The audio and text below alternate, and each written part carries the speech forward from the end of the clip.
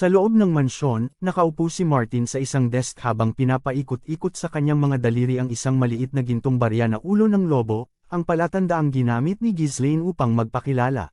Inamin ni Martin na nagduda siya dahil dumating ang bisita ng mag-isa, ngunit kinilala niya ang pagkakagawa nito bilang simbolo ni Count Fenris. Nang uuyong siyang nagtanong kung talagang naglakbay pa ng malayo ang konde para lamang makipag-ayos para sa isang grupo ng mga mersenaryo. Itinama siya ni Ghislaine nang may malamig na ngiti, at sinabing wala siya roon para lamang sa isang grupo, kundi upang kumuha ng isang kapaki-pakinabang na espada. Nang mayabang na igiit ni Martin na pagmamayari na niya ang espada, hindi natinag si Ghislaine at inulit na nandyan siya upang bilhin ito sa mismong harapan nito. Tinuwanan ni Martin ang nakita niyang maling pagyayabang ng konde, ngunit nawala ang kanyang tawa sa kanyang lalamunan nang ihagis ni Ghislaine ang isang mabigat na bag ng mga kumikinang na runestone sa lamesa. Nagliwanag ang mga bato mula sa loob, at napagtanto ni Martin na ang bag ay naglalaman ng sapat na yaman upang makabili ng 2 maliliit na kastilyo ng buo. Kinakabahan siyang nagtanong kung inaasahan ba ni Ghislaine na ibebenta niya ang kanyang impluwensya sa mga Drake para lamang sa ganoong halaga.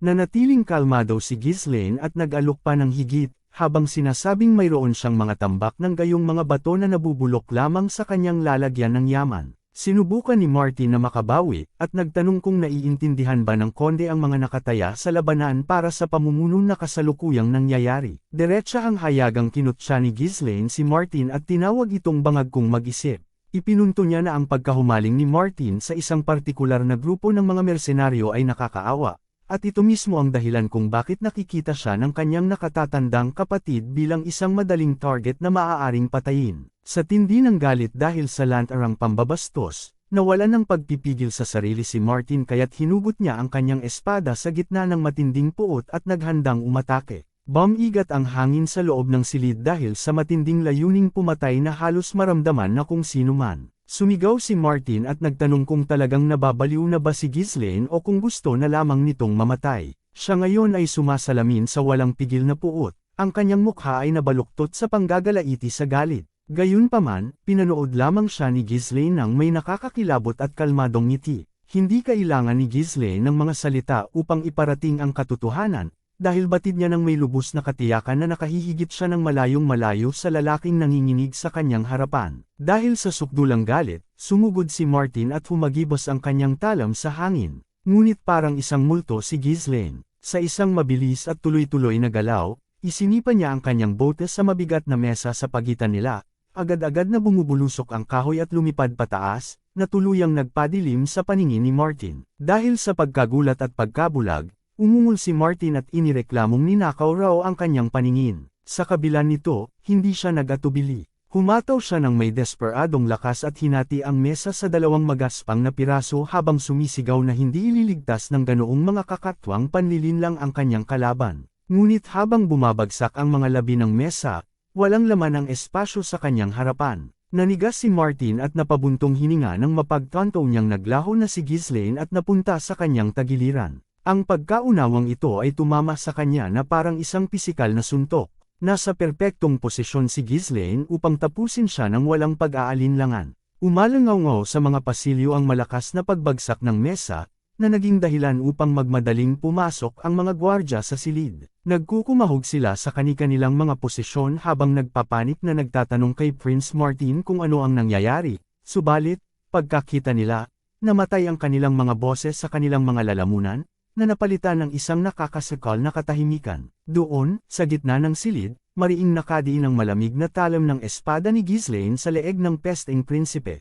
Isang munting galaw lamang ng kanyang daliri ang kinakailangan upang maging kulay dugo ang sahig. Nagsimulang tumulo ang malamig na pawis sa mukha ni Martin habang ang boses ni Ghislaine ay humiwa sa tensyon na parang isang kampana. Sinabi niya sa prinsipe na hindi ganito ang inaasahan niyang asal ng mga dugong bughaw. Kinwestiyon niya kung talaga bang inaakala ng tagapagmana ng Mark Roderick, ang dakilang soberano ng kanluran, na nararapat ang umasal sa ganoong kawalang modo at pangkaraniwang pamamaraan. Sa mga narinig, nagngit-ngit ang mga ngipin ni Martin na lumikha ng tunog na parang mga nagkikiskisang hasaan ng bato. Tinawag niyang isang anak sa labas si Ghislaine, at habang nanginginig ang boses ay nagtanong kung ano ba talaga ang tunay na intensyon ng konde.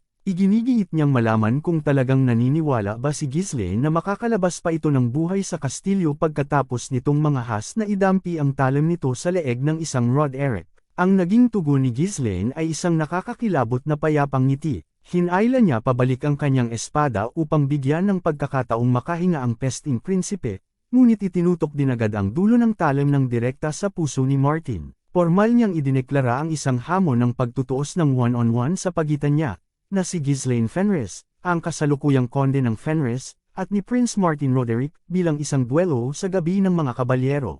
Napigil ang paghinga ni Martin at tila nag-iinit ang kanyang mga baga dahil sa biglaang puwersa, habang ang kanyang mga gwardya ay nanigas at nagbubulungan sa pagkabigla dahil sa kapangahasan ng formal na pagdedeklara ng duelo sa gitna ng isang patayan. Nag-iba ang mukha ni Martin at nabalot ito ng purong pagkamuhi na lalong dumilim habang sinasabi niya kay Ghislaine na huwag siyang patawanin ito. Giit niya ay wala siyang oras para sa mga ganitong laro kung maaari naman niyang iutos na lamang sa kanyang mga kabalyero na katayin ang konde kung saan man ito nakatayo. Inakusahan niya si Ghislaine na nang ahas itong kutsain siya, ngunit nanatiling hindi mabasa ang ekspresyon ni Ghislaine. Nag-alok ang konde ng isang pinal at hindi matatanggihang patibong kung saan sinabi niya sa tangang prinsipe na magbibigay siya ng isang napakalaking kalamangan. Iginiit niya na kung magagawa ni Martin na magdulot kahit na ang pinakamaliit at pinakamababaw na gasgas sa kanyang katawan, mapupunta ang tagumpay sa pamilyang Rod Eric. Sa pagkakataong iyon, ipinangako ni Ghislaine na isusuko niya ang lahat,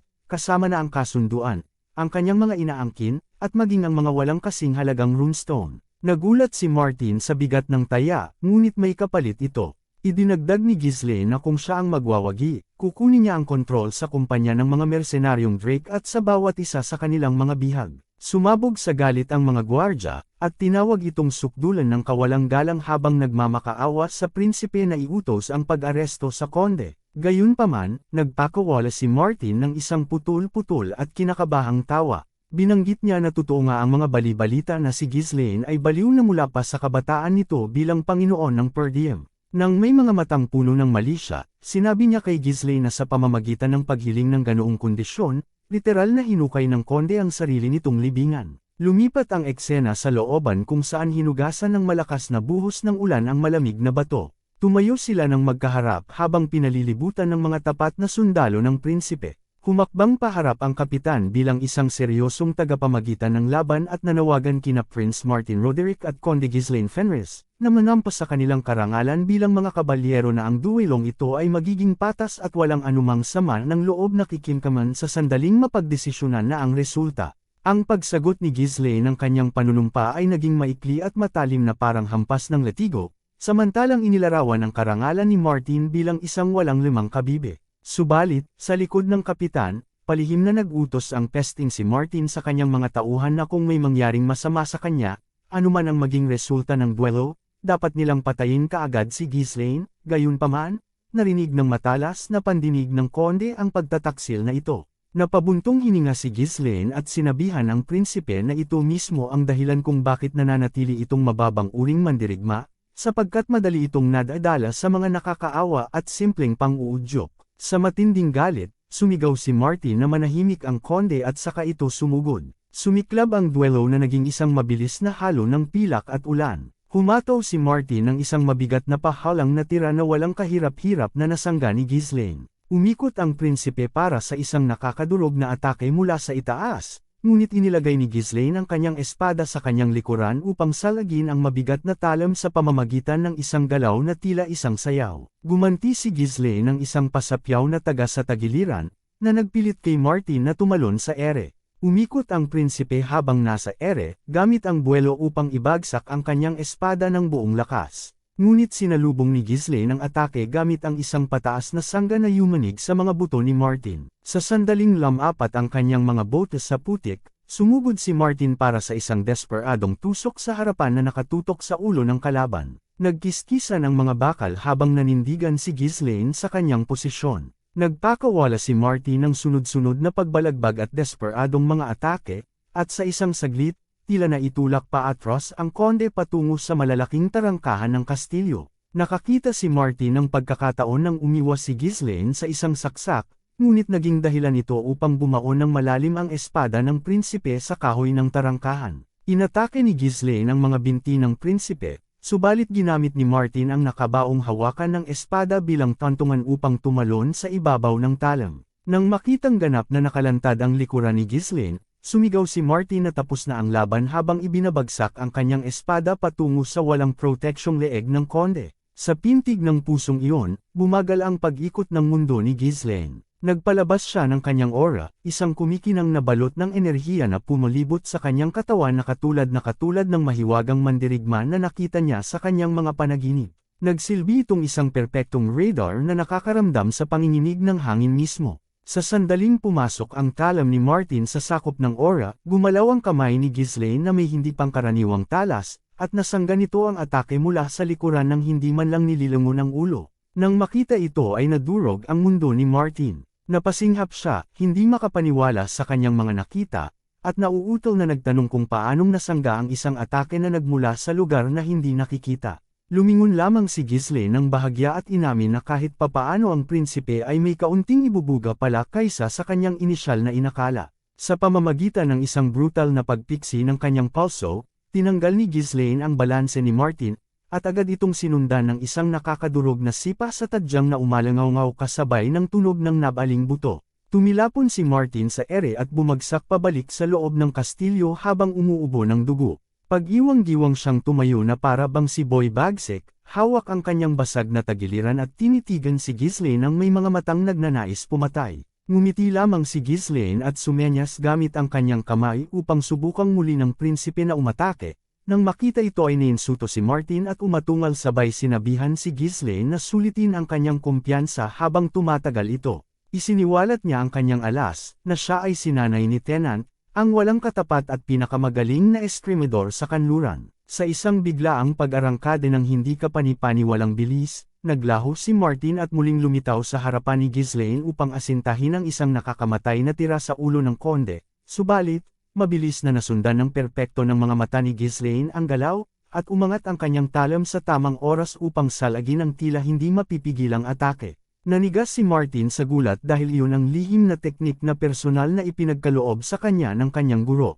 Nagpalitan sila ng isang dosenang taga sa isang iglap, habang nagkikislapan ang mga baga sa madilim na liwanag. Sa wakas, hinawakan ni Martin ang hawakan ng kanyang espada gamit ang dalawang kamay at sumugod ng malapitan, habang sumisigaw na iyon na ang katapusan. Ngunit hindi ang inaasahan niya ang naging katapusan. Hindi ginamit ni Ghislaine ang kanyang espada, sa halip, sinalo niya ang talam ng espada ni Martin gamit lamang ang kanyang kamay na nababalutan ng aura. Tinitigan niya si Martin sa mga mata at tinanong kung talagang itinuturing ba nito ang sarili bilang isang disipulo ng pinakamagaling sa kanluran. Pagkatapos ay nagpakawala siya ng isang matinding sipa sa sikmuran ni Martin, na nagpatilapon muli rito patawid sa bulwagan. Hindi na binigyan ni Ghislaine si Martin ng oras upang makabawi at bumulusok itong palapit na parang isang mandaragit. Sa tindi ng pagpapanik, sinubukan ni Martin ang isang huli at desperadong paghataw sa harapan, ngunit isinalag ito ni Ghislaine papunta sa sahig. Sinabihan niya ang prinsipe na ang pagiging isang disipulo ay hindi nangangahulugang pagmamay-ari na nito ang espada.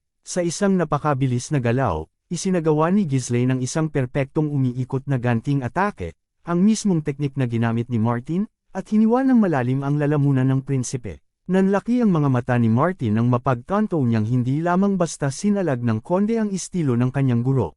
Napagtanto ni Martin na naperpekto iyon ni Ghislaine sa mismong sandaling iyon. Ang naging uling atake ni Ghislaine ay isang brutal na saksak sa sikmura ni Martin. Habang unti-unting naglalaho ang buhay sa kanyang mga mata, ang tanging nasa isip ni Martin ay ang kanyang gurong si Tennant, at napagtanto niyang isang halimaw si Ghislaine na kayang aralin ng lubusan ang isang teknik matapos lamang itong makita ng isang beses. Sa kanyang uling hininga, hirap na sinabi ni Martin na kahit na sapat ang lakas ni Ghislaine upang seryosohin ito ni Tennant, sa huli ay tiyak na matatalo pa rin ang konde. Matapos iyon ay tuluyan ng bumagsak ang prinsipe ng kanluran at naging isang bangkay sa putikan. Nabasag ang katahimikan ng sumigaw ang mga gwardya upang maghigante. Sumugod sila at sumampang papatayin ang lapastangan para sa kanilang prinsipe.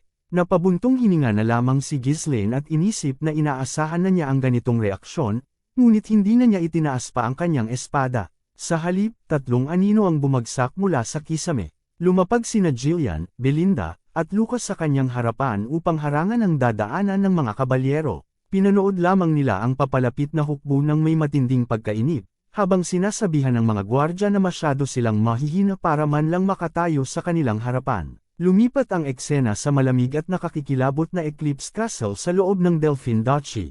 Nakaupo doon si Raoul sa kanyang opisina, ang naghahari sa sarili nitong madilim na grupo, hanggang sa ipahayag ng isang sundalo ang pagdating ng isang panauhin. Tumangala si Raoul nang may matalim na kislap sa kanyang mga mata at tinanggap ang bagong dating na si Delmouth, ang ikapitong antas na salamangkero at pinuno ng Crimson Magic Tower. Huwag kalimutan i-click ang subscribe button at i-on ang notification bell para hindi ninyo ma-miss ang mga updates. Babalik ako bukas para sa isa pang exciting na episode. Hanggang sa muli, ingat kayo at tandaan, ang kaban ng bayan ay kailangan bantayan, o ang kinabukasan natin ay pupulutin sa kangkungan.